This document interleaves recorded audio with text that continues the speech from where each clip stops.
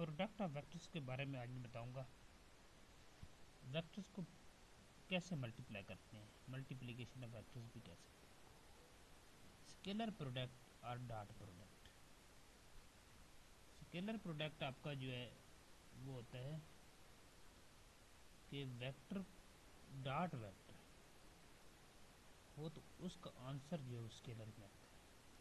बात के एक वेक्टर ए है और दूसरा वेक्टर बी है, जब इनका डॉट प्रोडक्ट लेते हैं ए डॉट बी लेते हैं तो उनका जो आंसर आता है वो एक स्केलर क्वांटिटी आता है, दैट सपोज कि सी। तो अगर इसको एंगल के फॉर्म में लिखेंगे तो ये आ जाएगा A dot B is equal to A B cos theta, चूँकि एक्स एक्सिस के अलावा होगा ये होता है, इसलिए ए बी कॉस थीटा होता है। Theta angle between two vectors A and B.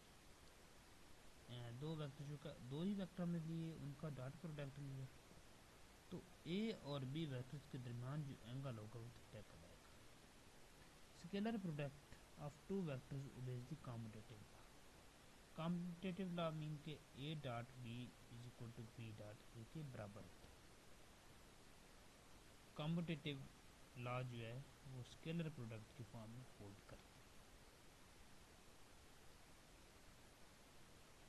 अब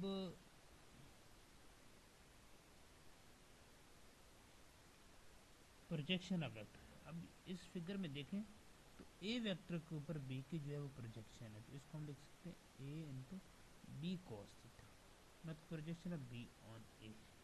तो इस तरह projection of A on B करेंगे तो A dot B equal to B A cos theta, मतलब कि ए बी कॉस थीटा करेंगे बी ए कॉस थीटा करें दोनों बराबर होती है, इसलिए A dot B equal to B dot A के बराबर होता है।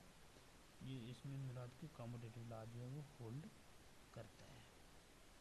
वेक्टर प्रोडक्ट या क्रॉस प्रोडक्ट इसको कहते हैं। वेक्टर को जब वेक्टर के साथ मल्टीप्लाई करते हैं क्रॉस मल्टीप्लाई तो उसका आंसर जो है वो वेक्टर ही आता है। A cross B is equal to A B sine theta और इसके साथ एक यूनिट वेक्टर एन लगा दिया गया है जो कि डायरेक्शन को बताता है। थीटा एंगल बिटवीन ए और बी वेक्टर्स के दरमियान। Cross product does not obey commutative law.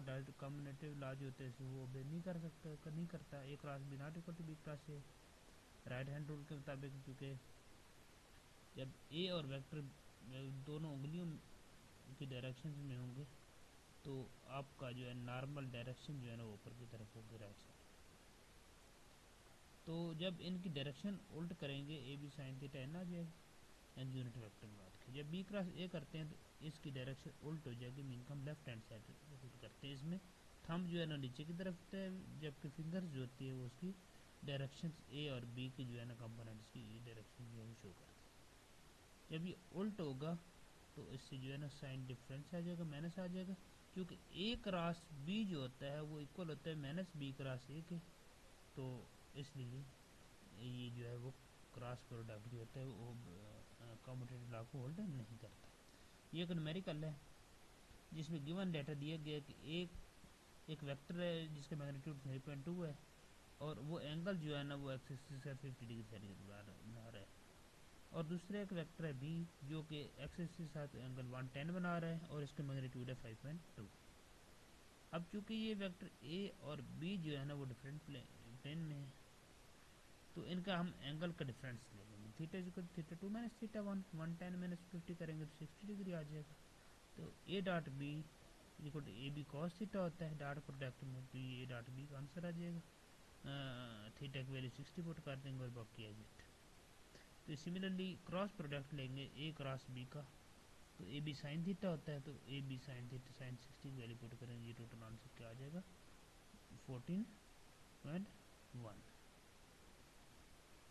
Hopefully you will understand all my lectures. अगर इस लेक्चर के बदला या किसी भी लेक्चर के बदला कोई मसला दरपेश हो तो आप पूछ सकते हैं। Thank you.